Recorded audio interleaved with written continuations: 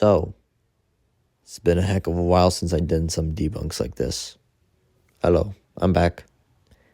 So, we are going to be debunking 2 videos, obviously on Saturday. This one is one of them. We're going to be first debunking Movie Sonic versus DCEU Superman. And next Saturday, I'm going to be debunking Homelander versus Zodiac Spider-Man. So yeah, that's basically it. If you guys want to see more content like this, make sure you subscribe, hit the bell to turn on notifications, and like this video.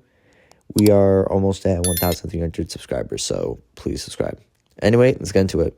With the Man of Steel's most impressive scaling meta being upscaling off of the Scarab that Blue Beetle uses, which is capable of destroying planets in such a manner that were calced to even dwarf star ranges of power. Yeah, the main problem with this is that the Scarab accelerated through the planet.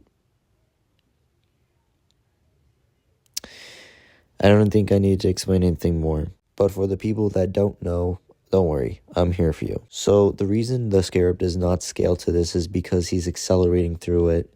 And when you're accelerating through something, you're also gaining mass from said thing. Or you should know that this is Newton's second law, aka force equals mass times acceleration. So yeah, that's kind of common sense why he does not scale to this at all. However, keep in mind that this is still potentially a massive lowball, since The Rock states that Superman is the most powerful force of nature in the universe, meaning that he would presumably upscale things such as black holes, gamma ray bursts, and even supernovas themselves. Ladies and gentlemen, I think we have found the #1 DCEU Superman rat. That is the most rattiest thing I ever heard of. So in this context, force would mean like person. It does not mean anything like a gamma ray, galaxy clusters, or anything like that.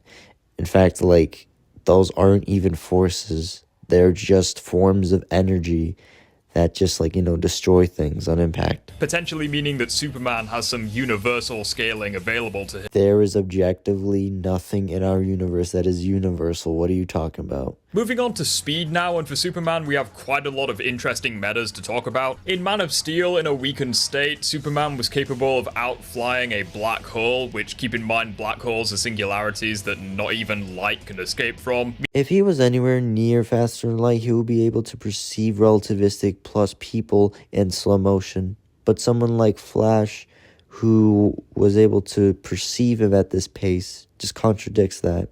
And I don't want anyone to say, oh, but he went back in time, so he's faster than light plus. The problem with this is that Flash was holding back.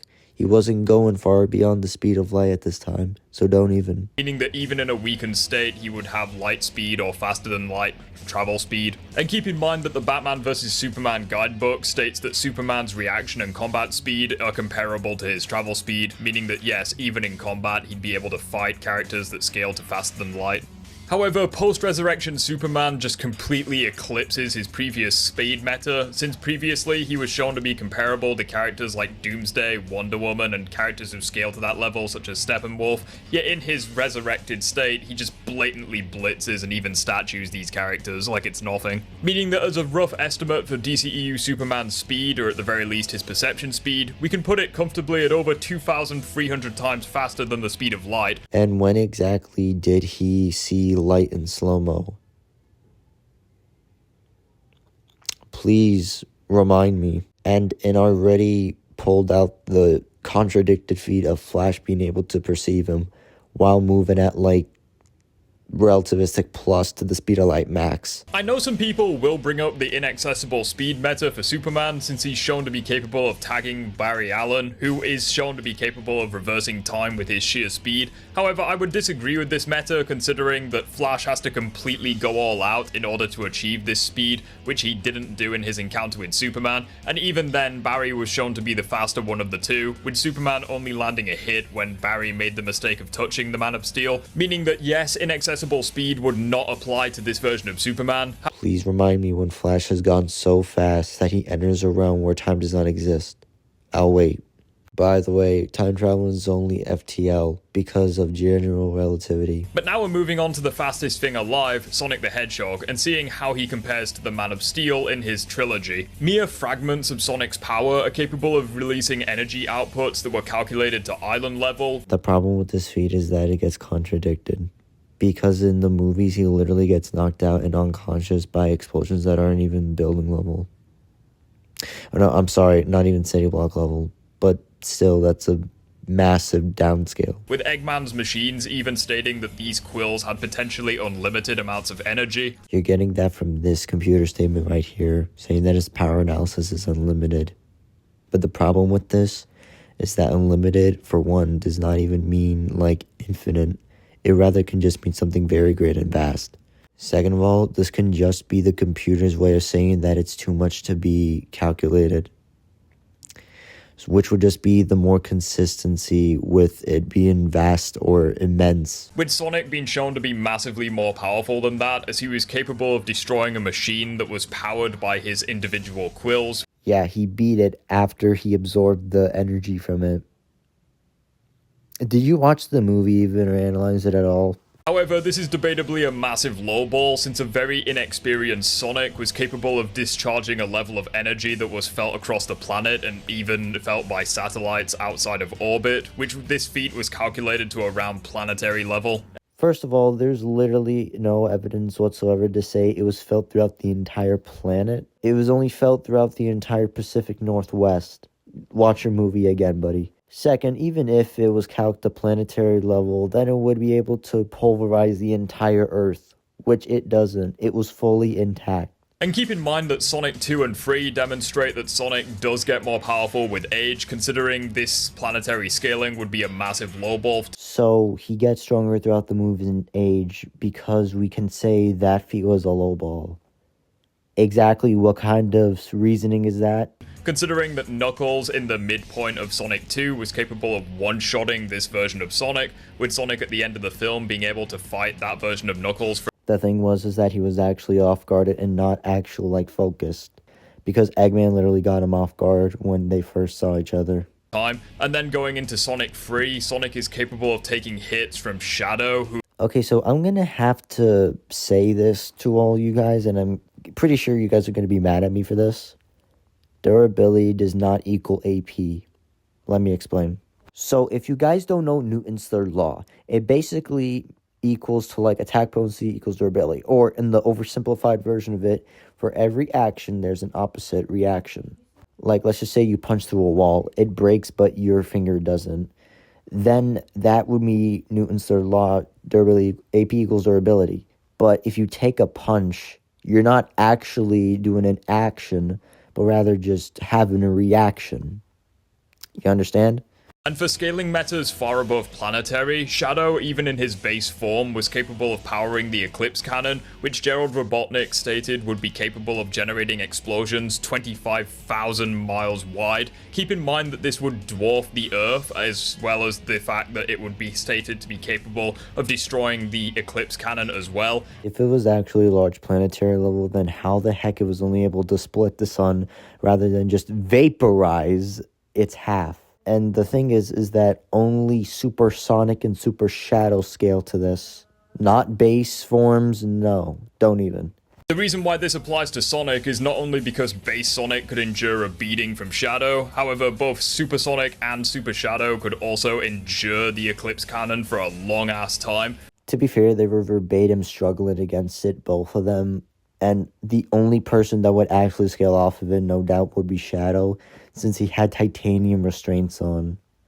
So, like, without it, he would scale to it, but, like, Sonic would, like, kind of scale to it, but not fully. However, keep in mind that Super Sonic could potentially scale even higher than this, due to the Master Emerald being stated to have universal levels of power or being a threat to the entire universe, with Eggman's machine in Sonic 2 being capable of being a threat to the universe and even the multiverse itself. I cannot believe I have to share this statement with y'all and tell you this is not multiversal. Okay, so for the universal one, it verbatim states by Longclaw that it threatens all life on the universe. Life can just be in context for all the living things like plants, animals, and humans. because in order to say it's actually universal and in context for like celestial bodies or like the entire universe, you're gonna have to objectively prove that it's referring to like, celestial bodies like that. Then I could probably understand and argue that. Example, Dark Phoenix is verbatim stated to be able to destroy all life in the universe. But that would be in context for humans and like all other living creatures, is because the Celestials were the ones to create all the celestial bodies on the universe. So, yeah. And for the negative forces thing, I really don't think that negative forces scale you anywhere. Unless like someone can scale negative forces in that universe specifically, then I guess you can say that, I don't know. But that will more likely be a hack's ability, since like he's taken the like spiritual energy from there of the forces. For the multiverse shit, first of all, that the multiverse would just be a hyperbolic in terms of like taking over something beyond the universe. Like you need to objectively prove there's a multiverse out there. Like besides with this statement, taking over the multiverse would just be in context for like an overtime feat, and taking over something wouldn't even mean you scale to it in terms of physical AP. It would just mean you enslave everyone on there. As far as speed goes, Super Sonic should obviously upscale from anything that base Sonic was capable of performing, such as the time he statued a barrage of missiles, to such an extent that he would be generating relativistic to the speed of light levels of speed. No, only massively hypersonic to relativistic. Stop playing. With the novelization stating that Sonic is capable of running at hyperspeed, which is basically just another way of saying he can run at the speed of light. Okay, I'm gonna have to debunk all this by showing you the context to where it's stated for it to be stated to be a hyperspeed. The first time we ever see it say it was a hyperspeed was over here during the bar fight with Tom and Sonic and all that. And if you guys actually look and do your research, it was calced to massively hypersonic to relativistic on a highball. Yeah. The second time is when Robotnik puts his lips on the coil itself. And the last one was when he was outpacing the missiles, which I already gave a calculation that was relativistic at a highball. However, Sonic is actually way faster than that at his absolute limits, as he performs the most impressive quantifiable speed feat I've ever seen for a live-action character. Remember that energy surge that Sonic performed in Sonic 1? Well, it was stated by Tails that it was capable of reaching his own planet in a short amount of time, which Longclaw implies is galaxies away, meaning that being absurdly conservative, Sonic's speed would be capable of reaching 109 trillion times above the speed of light. Okay, so not only is this a massive outlier to his other consistent feats, which I've shown are like relativistic at a highball, he had to accelerate for a long period amount of time to do this, meaning he can do it instantly. And the fact that he doesn't even scale to this in terms of combat travel or reaction speed. And if you're saying like all forms of speed are equal, that's just a fucking headcanon. Don't say that. That will be like me saying, is Brightburn the speed of light since he could shoot lasers out of his eyes? No. Now let's go into who I think wins this fight, and I'll be honest, this is a pretty one-sided affair. No, it objectively isn't one-sided. All the things you've shown are not consistent to their narratives at all, and they're massively flawed. But anyway, that was all for today's video. Make sure you subscribe to the channel and hit that bell to never miss a video like this. I post like every Saturday at 2 for these debunk videos, and yeah, I'll see you next time. Enjoy this picture of Beelzebub.